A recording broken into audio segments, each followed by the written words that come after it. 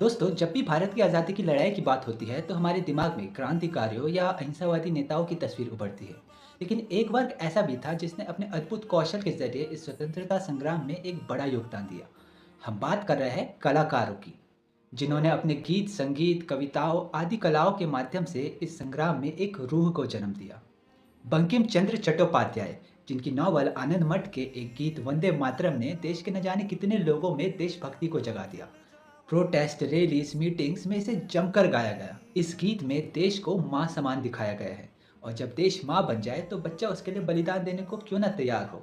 रविंद्रनाथ टैगोर, जो एक music composer, painter, poet और एक फिलोसोफर भी थे, हमारा राष्ट्रगान लिखा और नेशनलिज्म पर एक गहरा और क्रिटिकल पर्सपेक्टिव भी रखा। राम प्रसाद बिस्मिल, जो सिर्फ एक क्रांतिकारी नहीं, एक पोएट भी थे।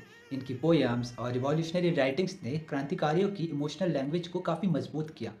इन्होंने बिस्मिल अजीमाबादी की कविता सरफरोश की तमन्ना को संग्राम में काफ़ी पॉपुलराइज किया। इन कविता की पंक्तियां पढ़कर तो देखिए, आप खून में एक उबाल आ जाता है। अवनींद्रनाथ टैगोर, जिन्होंने हमारी भारत माता की पेंटिंग बनाई, जो स्वदेशी मूवमेंट का एक प्रमुख प्रतीक बन गई। इस पेंटिंग ने हमारे देश को एक जीवित पहचान दे दी। किसी वस्तु, किसी जगह या किसी एब्स्ट्रैक्ट आइडिया का मानवीयकरण इंसान को इमोशंस में बांध देता है, जिसका रिजल्ट इस लड़ाई में भी दिखा।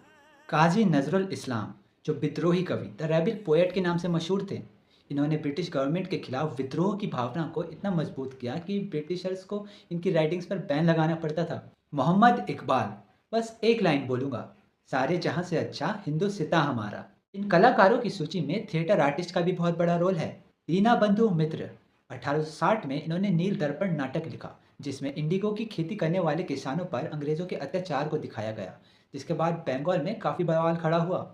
और 1872 में इसी नाटक की नेशनल थिएटर में स्टेजिंग के बाद ये और बड़े पब्लिक डिस्कशन का हिस्सा बन गया।